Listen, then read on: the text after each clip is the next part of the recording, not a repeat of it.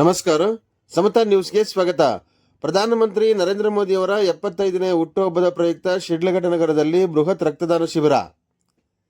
ಚಿಕ್ಕಬಳ್ಳಾಪುರ ಜಿಲ್ಲೆ ಬಿಜೆಪಿಯ ಜಿಲ್ಲಾಧ್ಯಕ್ಷರಾದ ಸಿಕ್ಕಲ್ ರಾಮಚಂದ್ರೇಗೌಡರ ನೇತೃತ್ವದಲ್ಲಿ ಪ್ರಧಾನಮಂತ್ರಿ ನರೇಂದ್ರ ಮೋದಿಯವರ 75ನೇ ಹುಟ್ಟುಹಬ್ಬದ ಪ್ರಯುಕ್ತ ಶಿಡ್ಲಘಟ್ಟ ನಗರದ ಸೇವಾ ಸೌಧ ಬಿಜೆಪಿ ಕಚೇರಿಯ ಆವರಣದಲ್ಲಿ ರಕ್ತದಾನ ಶಿಬಿರವನ್ನು ಏರ್ಪಡಿಸಲಾಗಿತ್ತು. ಈ ಬೃಹತ್ ರಕ್ತದಾನ ಶಿಬಿರವು ಮುದ್ದೇನಹಳ್ಳಿಯ ವೈದ್ಯಕೀಯ ಕಾಲೇಜಿನ ಬ್ಲಡ್ ಬ್ಯಾಂಕಿಗೆ ಹಸ್ತಾಂತರಿಸಿದರು. ಈ ವೇಳೆ ಮಾತನಾಡಿದ ಮುದ್ದೇನಹಳ್ಳಿಯ ಕಾಲೇಜಿನ ಬ್ಲಡ್ ಬ್ಯಾಂಕ್ನ ಮ್ಯಾನೇಜರ್ ಮಹೇಶ್ ರವರು ಮಾತನಾಡಿ, ಸಿಕ್ಕಲ್ ರಾಮಚಂದ್ರೇಗೌಡರ ನೇತೃತ್ವದಲ್ಲಿ ನಡೆದ ಈ ರಕ್ತದಾನ ಶಿಬಿರದಲ್ಲಿ 134 ಯೂನಿಟ್ಗಳು ಲಭ್ಯವಾಗಿದೆ. ಈ 3 ವರ್ಷಗಳಲ್ಲಿ ಅತಿ ಹೆಚ್ಚು ಸಂಗ್ರಹವಾದ ಬ್ಲಡ್ ಈ ಒಂದು ರಕ್ತದಾನ ಶಿಬಿರದಲ್ಲಿ ನಮ್ಮ ಕಾಲೇಜಿಗೆ ದೊರೆತಿದೆ ಎಂದು ಈ ಸಂದರ್ಭದಲ್ಲಿ ಸಂತಸವನ್ನು ವ್ಯಕ್ತಪಡಿಸಿದರು. ವರದಿ ಅರಕೆರೆ ಮುನ್ರಾಜ್, ಪ್ರಧಾನ ಸಂಪಾದಕರು, ಸಮತಾ ನ್ಯೂಸ್, ಶಿಡ್ಲಘಟ್ಟ.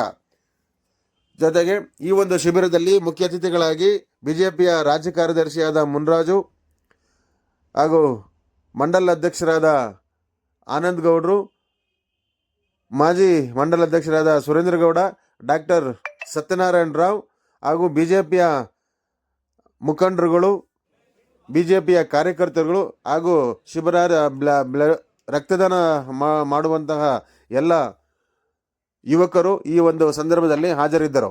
ವರದಿ ಅರಕೆರೆ ಮುನ್ರಾಜ್, ಸಮತಾ ನ್ಯೂಸ್, ಶಿಡ್ಲಘಟ್ಟ. ನಾವೆಲ್ಲ ಜಿಲ್ಲೆಯಲ್ಲಿ ರಾಜಕೀಯವಾಗಿ ರಾಜಕಾರಣ ಅಂದ್ರೆ ಕಾಂಗ್ರೆಸ್ ಏನು ಮುಖ್ಯಮಂತ್ರಿ ನೀತಿಗಳನ್ನು ನೋಡ್ತಿದ್ದು ರಾಜಕಾರಣ ಅಂದರೆ ಅಸಹ್ಯ ಆಗ್ತದೆ.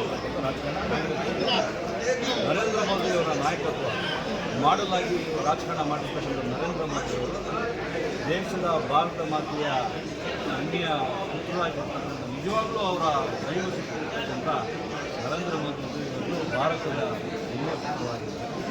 ಅವ್ರನ್ನ ಸಾಕಷ್ಟು ಯುವಕರು ಪ್ರೇರಣೆ ತಗೊಂಡು ರಾಜಕಾರಣಕ್ಕೆ ಬರ್ತಾರೆ. ದೇಶದಲ್ಲಿ ಎಲ್ಲ ಟೆಕ್ನಾಲಜಿಯಿಂದ ಹಿಡಿದು, ಹಣಕಾಸಿಂದ ಹಿಡಿದು, ಟೆಕ್ನಾಲಜಿಯಿಂದ ಹಿಡಿದು, ಉದ್ಯೋಗ ಸೃಷ್ಟಿಯಿಂದ ಹಿಡಿದು, ದೇಶ ರಕ್ಷಣೆಯಿಂದ ಹಿಡಿದು ಏನು ಮಾಡ್ತಾ ಇರ್ತಕ್ಕಂಥ ನರೇಂದ್ರ ಮೋದಿಯವರ ಕಾರ್ಯಕ್ರಮಗಳನ್ನು ನೋಡಿದ್ರೆ ಪ್ರಪಂಚನೇ ಇವತ್ತು ಬೆರಗಾಗಿದೆ. ಪ್ರಪಂಚದ ದೊಡ್ಡಣ್ಣ ಅಂತಕ್ಕಂಥದ್ದೇ ಇವತ್ತು ಇವರು ನೋಡಿದ್ರೆ ನಾಚಿಕೋಬೇಕು. ಆ ರೀತಿ ಕೆಲಸ ಮಾಡ್ತಕ್ಕಂಥ ನರೇಂದ್ರ ಮೋದಿ ಅವರ ಮಾರ್ಗದರ್ಶಿರ್ತಕ್ಕಂಥದ್ದು ನಮ್ಮೆಲ್ಲ ಒಂದು. ಅವರ ಹುಟ್ಟುಹಬ್ಬನ ನಾವು ಸಂಭ್ರಮಣೆ ಮಾಡಿದಂದರೆ ಬೇರೆ ಯಾರು ಮಾಡೋಕ್ಕಾಗೋದೇ ಇಲ್ಲ. ಹೀಗಾಗಿ ನಾವು ಇವತ್ತು ಚಿಕ್ಕಬಳ್ಳಾಪುರ ಜಿಲ್ಲೆಯಲ್ಲಿ ಇಡೀ ದೇಶದಲ್ಲಿ ಎಲ್ಲರೂ ಒಂದು ಯುವಕರು ಇವತ್ತು ಸಾಕಷ್ಟು ಕಾರ್ಯಕ್ರಮಗಳನ್ನು ಹಮ್ಮಿಕೊಂಡಿದ್ದಾರೆ. ಕ್ರೀಡೆ ಇರ್ಬೋದು, ರಕ್ತದಾನ ಶಿಬಿರ ಇರ್ಬೋದು, ಆರೋಗ್ಯ ಶಿಬಿರ ಇರ್ಬೋದು, ತಾಯಿ ಹೆಸರನ್ನು ಗಿಡ ಇರ್ತಕ್ಕಂಥ ಕೆಲಸ ಇರ್ಬೋದು, ಸ್ವಚ್ಛತಾ ಕಾರ್ಯಕ್ರಮ ಇರ್ತಕ್ಕಂಥದ್ದು ಮೋದಿಜಿಯವರ ಕರೆ. ಅವ್ರು ಹೇಳ್ತಕ್ಕಂಥ ಕರೆ ಅಂದರೆ ದುಡ್ಡನ್ನ ಸುಮ್ಮನೆ ದೊಡ್ಡ ಮಾಡಬೇಡ್ರಿ, ಸೇವೆ ಕೆಲಸ ಮಾಡಲಿ ಅನ್ನೋ ನಮ್ಮ ಕಾರ್ಯಕರ್ತರಿಗೆ ಕರೆ ಕೊಟ್ಟಿದ್ದಾರೆ. ಈ ಜಿಲ್ಲೆಯಲ್ಲಿ ಇವತ್ತು ಸಾಕಷ್ಟು ಅನ್ನದಾನ ಮಾಡ್ತಾ ಇದ್ದಾರೆ, ಆರೋಗ್ಯ ಶಿಬಿರಗಳು ಮಾಡ್ತಾ ಇದ್ದಾರೆ, ರಕ್ತದಾನ ಮಾಡ್ತಾ ಇದ್ದಾರೆ. ಇವತ್ತು ಫಿಟ್ ಅಂತ ಏನು ಇವತ್ತು ಚಿಕ್ಕಬಳ್ಳಾಪುರದಲ್ಲಿ ಮ್ಯಾರಥಾನ್ ಮಾಡಿರ್ತಕ್ಕಂಥದ್ದು ಇವತ್ತು ಸಾಕಷ್ಟು ಸಾವಿರಾರು ಸಂಖ್ಯೆ ಇವತ್ತು ಮಾಡಿ ಬೆಳಿಗ್ಗೆ 7 ಗಂಟೆಯಿಂದ 8:30 ಗಂಟೆವರೆಗೂ 2 ಗಂಟೆ ಕಾಲ ಸಾಕಷ್ಟು ಸಾವಿರಾರು ಸಂಖ್ಯೆಯಲ್ಲಿ ಇವತ್ತು ವ್ಯಾಯಾಮ ಮಾಡಿದ್ದಾರೆ, ವಾಕ್ ಮಾಡಿರ್ತಕ್ಕಂಥದ್ದು ನಡೆದಿದೆ.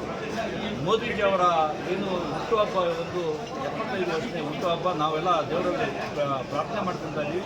ಅವರಿಗೆ ಶತಾಯುಷ್ಯ ಆಗಬೇಕು, 100 ವರ್ಷ ಅವರು ನಮ್ಮ ದೇಶನ ನಂಬರ್ 1 ಪ್ರಪಂಚದ ತಗೊಂಡು ಹೋಗಬೇಕು. ಯುವಕರಿಗೆಲ್ಲ ಆರೋಗ್ಯ ಇರ್ಬೋದು, ಇರ್ತಕ್ಕಂಥ ಉದ್ಯೋಗ ಇರ್ಬೋದು, ರೈತರಿಗಿರ್ಬೋದು, ಮಹಿಳೆಯರಿರ್ಬೋದು, ವಯಸ್ಸಾಗಿರ್ತಕ್ಕಂಥ ತಂದೆ ತಾಯಿಗಳಿರ್ಬೋದು, ಎಲ್ಲರೂ ದೇಶದಲ್ಲಿ ಹುಟ್ಟಿ ನಾವು ಹುಟ್ಟು ಖಚಿತ ಆದರೆ ಇದು ಸಾವು ಖಚಿತ. ಹುಟ್ಟು ನಿಶ್ಚಿತ ಆದರೆ ಹುಟ್ಟು ಆಕಸ್ಮಿಕ, ಸಾವು ಖಚಿತ.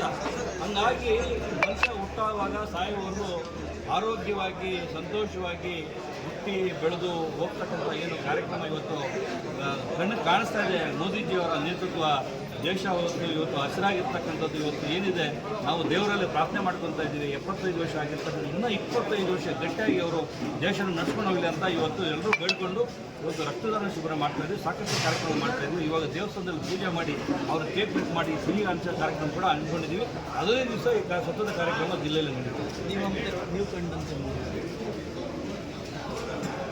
ಅವರು ನಾನು ಕಂಡಂತೆ ಮೋದಿ ಸಾಧಾರಣ ಕುಟುಂಬದಲ್ಲಿ ಹುಟ್ಟಿರ್ತಕ್ಕಂಥವರು, ಅವರು ಬಡ ಕುಟುಂಬದಲ್ಲಿ ಹುಟ್ಟಿರ್ತಕ್ಕಂಥ ಮೋದಿಜಿಯವರು ಇವತ್ತು ಪ್ರಪಂಚದಲ್ಲಿ ಅವರು ನಾಯಕತ್ವವನ್ನು ಇವತ್ತು ಎತ್ತಿ ತೋರಿಸ್ತಕ್ಕಂಥ ಕೀರ್ತಿ ಅಂತ ಹೇಳಿದ್ರೆ ಅವರೇನು ಇರ್ತಕ್ಕಂಥ ಇದ್ದೇ ಅವರು ಅವರ ಒಂದು ದೈವ ಸಂಕಲ್ಪ, ಅವ್ರಿಗೆ ಇರ್ತಕ್ಕಂಥ ಆರೋಗ್ಯ ಕಾಪಾಡ್ಕೊಂಡು ಬಂದಿದ್ದಾರೆ.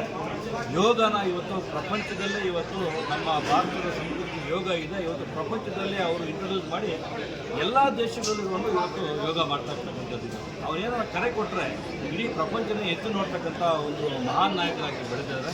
ಅವರ ಪ್ರೇರಣೆಯಿಂದ ಇವತ್ತು ಕೂಡ ನಾವು ಒಂದು ಜಿಲ್ಲೆಯಲ್ಲಿ ಇವತ್ತು ರಾಜಕಾರಣದಲ್ಲಿ ಏನು ಮಾಡ್ತಾಯಿದ್ದೀವಿ, ನಾವು ಸತತವಾಗಿ ಬೂತ್ ಮಟ್ಟದಲ್ಲಿ ಸೇವೆ ಮಾಡಿಕೊಂಡು ಇರ್ತಕ್ಕಂಥ ನಮ್ಮ ಜಿಲ್ಲೆಯಲ್ಲಿ ಏನೆಲ್ಲ ಕುಂದುಕೊರತೆಗಳಿದೆ ಆ ಕುಂದುಕೊರತೆಗಳನ್ನು ನೀಗಿಸ್ತಕ್ಕಂಥ ಅವರವರ ಒಂದು ಜೀವನ ಶೈಲಿಯನ್ನು ಆಧಾರವಾಗಿ ಇಟ್ಕೊಂಡು ನಾವು ಕೂಡ ಒಂದು ಅವರ ಪ್ರೇರಣೆಯಲ್ಲಿ ಇವತ್ತು ನಾವು ಹೊರಟಿದ್ದೀವಿ. ಅವರು ಬಂದು ನಮ್ಮ ದೇಶಕ್ಕೆ ಮುಂದಿನ ದಿನಗಳಲ್ಲಿ ಏನು ಇವತ್ತು ದೇವರಾಗಿದ್ದಾರೆ. ಅವರು ಪ್ರಪಂಚದಲ್ಲಿ ಇವತ್ತು ದೊಡ್ಡ ಮಟ್ಟಕ್ಕೆ ಏನು ನಡ್ಕೊಂಡು ಹೋಗ್ತಾ ಇರ್ತಕ್ಕಂಥ ಕಾರ್ಯಕ್ರಮ ಕೊಡ್ತಾ ಇದ್ದಾರೆ. ಭಾರತ ಎಲ್ಲರೂ ದೇವರಾಗಿ ಏನು ಸ್ವೀಕಾರ ಮಾಡಿರ್ತಕ್ಕಂಥವ್ರು ಅವರಿಗೆ ಒಳ್ಳೆಯದಾಗಲಿ, 100 ವರ್ಷ ಅವರು ಬದುಕಲಿ ಅಂತ ಹೇಳ್ಬಿಟ್ಟು ನಾನು ಕಂಡಂಥ ಮೋದಿ ಇವತ್ತು ಪ್ರಪಂಚದಲ್ಲೇ ಅಲ್ಲ, ದೇಶದಲ್ಲೆಲ್ಲ ಪ್ರಪಂಚದಲ್ಲೇ ಅವರು ಒಂದು ದೊಡ್ಡ ವ್ಯಕ್ತಿಯಾಗಿದ್ದಾರೆ. ಅವರು ಒಂದು ವ್ಯಕ್ತಿಯಲ್ಲ, ಅವರೊಂದು ಶಕ್ತಿ ಅಂತ ಇವತ್ತು ನನ್ನ ಮನೋಭಾವನೆ. ನೀವು ಕೂಡ ಒಂದು ಬಾರಿ ನೋಡಿದ್ದೀರ, ಮುಖ ಪಕ್ಷ ಆಗಿದ್ರೆ ಮಾಡ್ಕೊಂಡಿದ್ದೀರ, ಅದರಿಂದ ಚೆನ್ನಾಗಿತ್ತು. ನಾವು ತುಂಬ ಹತ್ತಿರವಾಗಿ ಅವ್ರನ್ನ ನೋಡಿ ಮಾತಾಡ್ಸಿದ್ವಿ. ನಮ್ಮನ್ನು ಅವರು ಮಾತಾಡ್ಸಿರ್ತಕ್ಕಂಥ ಕ್ಷಣ ಏನಿದೆಯಲ್ಲ, ಅವರು ಒಬ್ಬ ಮನುಷ್ಯನಾಗಿ ನಮಗೆ ಕಾಣಿಸ್ತಾರೆ, ಶಕ್ತಿಯಾಗಿ ನಮಗೆ ಕಾಣಿಸ್ತೀವಿ.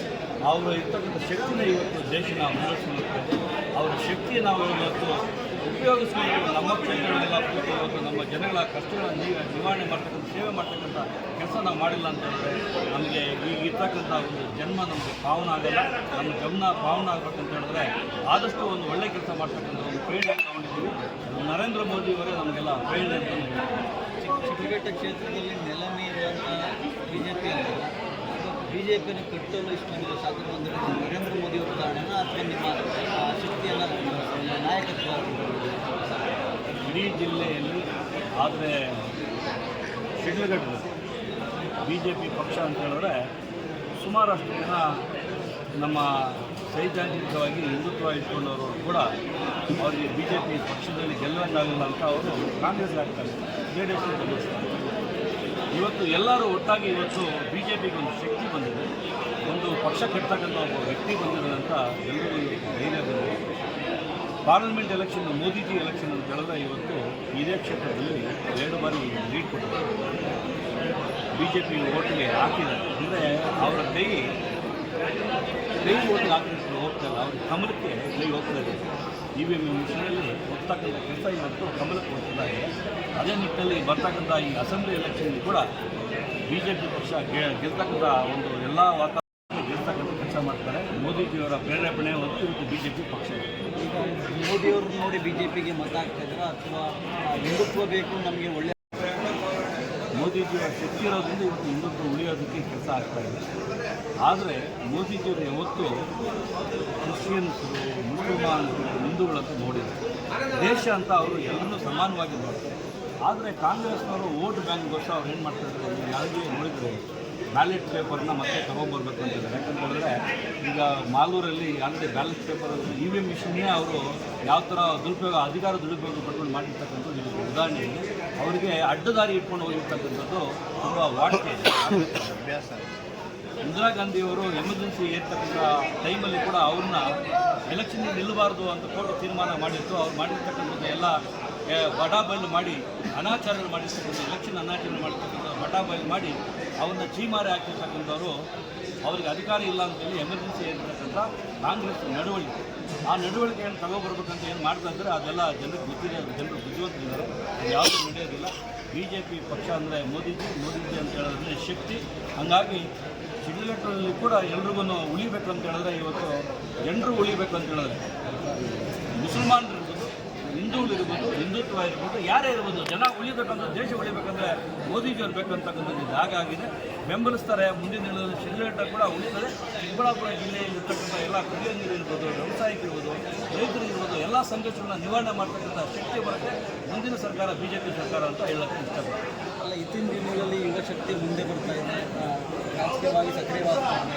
ಒಂದು ರೀತಿಯಾಗಿ BJPಗೆ ಮತ್ತಷ್ಟು ಬೆಂಬಲ ಬಂದಂಗೆ ಆಗ್ತಾ ಈ ಮೋದಿಯವರನ್ನು ನೋಡಿ ನಾವು ರಾಜಕೀಯ ಬರಬೇಕು ಅಂತ ಹುಮ್ಮಸ್ಸಿನಿಂದ ಹೊರಗಡೆ ಬರ್ತಾ ಇದೆ ಯುವಶಕ್ತಿ.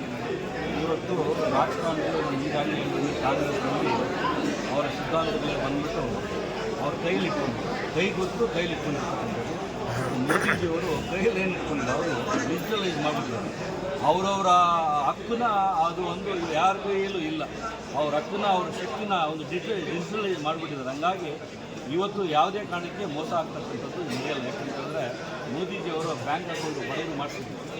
ಇವತ್ತು ಅವರಿಗೆ ಯಾರಿಗಾದರೂ ಪೆನ್ಷನ್ ಬರಬೇಕಂತ ಹೇಳಿದ್ರೆ 1000 ರೂಪಾಯಿ ಪೆನ್ಷನ್ ಕೊಟ್ಟರೆ ಅವ್ರ ಕೈಗೆ ಹೋಗ್ತದೆ 800 ರೂಪಾಯಿ ತಿಂಗಳು. ಇವತ್ತು ಕಾಂಗ್ರೆಸ್ ಸರ್ಕಾರನೇ ಸಾಕಷ್ಟು ಗ್ಯಾರಂಟಿ ಕೊಟ್ಟಿದ್ದಾರೆ. ಇವತ್ತು ಮಹಿಳೆಯರಿಗೆ 2000 ರೂಪಾಯಿ ತಿಂಗಳಿಗೆ ಕೊಡ್ತೀವಿ ಅಂತ ಹೇಳಿದ್ರೆ ಅದು 2000 ರೂಪಾಯಿ ನೇರ ಸೇರ್ತದೆ. ಮೋದಿಜಿಯವರು ಈ ಕಾರ್ಯಕ್ರಮ ಮಾಡಿಲ್ಲ ಅಂತ ಹೇಳಿದ್ರೆ ಅವರಿಗೆ ಹೋಗ್ತದೆ 2000 ರೂಪಾಯಿ 200 ರೂಪಾಯಿ ಹೋಗ್ತದೆ. ಇವತ್ತು ಮೋದಿಜಿಯವರ ಏನು ಕೊಡುಗೆ ಇದೆ, ಎಲ್ರಿಗೂ ಒಂದು ವಿಶ್ವಾಸ ಇದೆ, ಮೋಸ ಆಗೋದಿಲ್ಲ. ಯುವಕರಿಗೆಲ್ಲ ಪೂರ್ತಿ ಇವತ್ತು ರಾಜಕಾರಣ ಮಾಡಿದ್ರೆ ಕೂಡ ಒಂದು ನೆಲೆ ಇದೆ, ಗೌರವ ಸಿಗುತ್ತೆ ಅಂತಕ್ಕಂಥದ್ದು ಇದೆ. ಹಾಗಾಗಿ ಯುವತಿಯರು ಕೂಡ ರಾಜಕಾರಣಕ್ಕೆ ಬರೋದಕ್ಕೆ ಇವತ್ತು ಮುಂದಾಗಿದ್ದಾರೆ. ಮುಂದಿನ ದಿನಗಳಲ್ಲಿ ಕಾಂಗ್ರೆಸ್ ಅನಾಚಾರಗಳೆಲ್ಲ ಎಲ್ಲ ತೊಳೆದು ಯುವಕರು ಬಂದು ಸರ್ಕಾರದ ಜೊತೆ ಮೋದಿ ಜೊತೆ ನಿಂತಾರೆ, ದೇಶ ಉದ್ಧಾರ ಆಗುತ್ತೆ ಅಂತ ಹೇಳಕ್ಕೆ ಇಷ್ಟಪಡ್ತೀನಿ. ನೀವು ಯಾವ ರೀತಿ ಶ್ರಮ ಕೊಟ್ಟಿರ್ತೀರಿ BJP? ಮೋದಿಜಿಯವರ ನಾಯಕತ್ವ ಇವತ್ತು ಯಾವ ಮಟ್ಟಿಗೆ ಇದೆ ಅಂತ ಹೇಳಿದ್ರೆ, ಮನೆಗೆ ನಾವು ಮೋದಿಜಿಯವರು ನಡ್ಡಾಜಿಯವರು ಕರೆ ಕೊಟ್ಟರು BJP ಮೆಂಬರ್ಶಿಪ್ ಮಾಡೋದಕ್ಕೆ. ನಾನು ಇಡೀ ಕ್ಷೇತ್ರ ನಾನು ಮನೆಗೆ ಹೋಗಿದ್ದೀನಿ, ಎಲ್ಲರ ಹತ್ರ ಮಾತಾಡಿದ್ದೀನಿ. ಯಾರೊಬ್ಬರು ನಾನು ಮೆಂಬರ್ಶಿಪ್ ತೊಗೊಳ್ಳಲ್ಲ ಅಂತ ಹೇಳಿಲ್ಲ. ಯಾರು ಕಾಂಗ್ರೆಸ್ ಕಟ್ಟಾಳು ಯಾರಿದ್ರು, ಬೇರೆ ಪಕ್ಷಕ್ಕೆ ಕಟ್ಟಾಳಿದ್ರು, ಅವ್ರು ಮಾತ್ರ ಕೊಟ್ಟಿಲ್ಲ. ಆದರೆ ಮನೆಯಲ್ಲಿ ಯುವಕರು ಇರ್ಬೋದು, ಯುವತಿಯರು ಇರ್ಬೋದು, ವಯಸ್ಸಾಗಿರ್ತಕ್ಕಂಥ ತಂದೆ ತಾಯಿ ಇರ್ಬೋದು, ಎಲ್ಲರೂ ಕೂಡ ಮೆಂಬರ್ಶಿಪ್ ತೊಗೊಂಡಿದ್ದಾರೆ. 56,000 ಮೆಂಬರ್ಶಿಪ್ ಮಾಡಿದ್ವಿ. ನಮ್ಗೆ ಇನ್ನೂ ಅವಕಾಶ ಟೈಮ್ ಇದ್ದಿದ್ದು ಇನ್ನೂ ಜಾಸ್ತಿ ಮಾಡ್ತಾಯಿದ್ವಿ. ನಮಗೆ ಯಾರೆಲ್ಲ ಮಾತಾಡಿದ್ವಿ ಅವರು BJP ಪರ ಇದ್ದಾರೆ, BJPಗೆ ಮತ ಹಾಕ್ತಾರೆ. ಮುಂದಿನ ದಿನಗಳಲ್ಲಿ BJP ಇಲ್ಲಿ ಬರ್ತಕ್ಕಂಥದ್ದು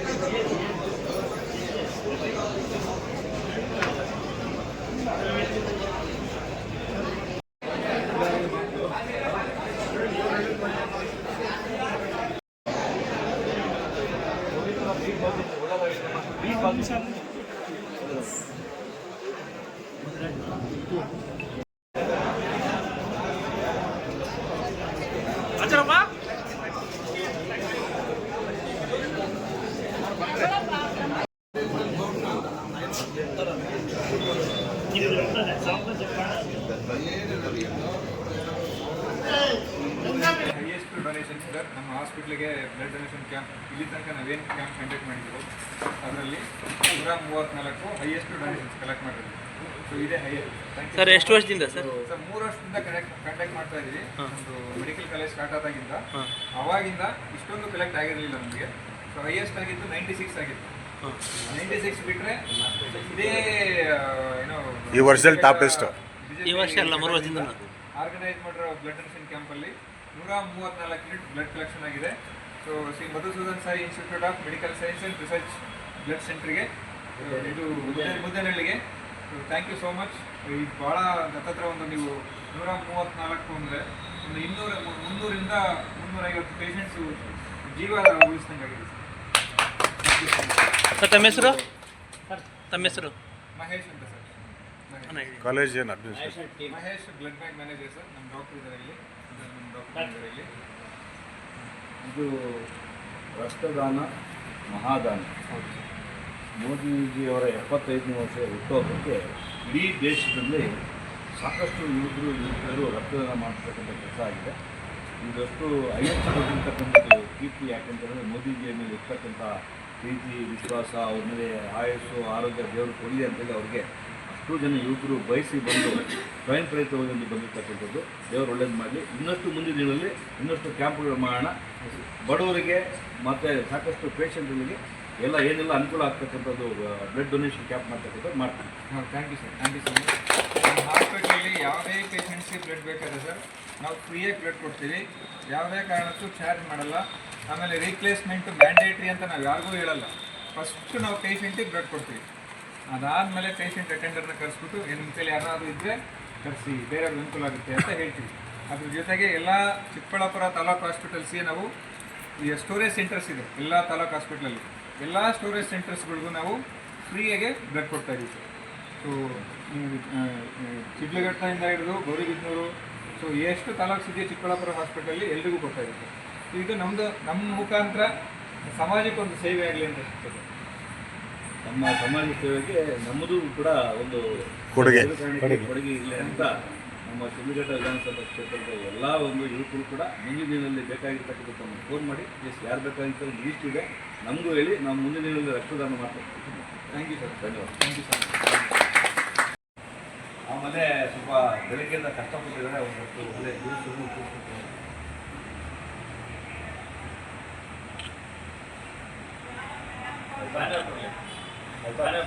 ಕೊಡಿ ಎಲ್ಲ ಕೊಡಿ.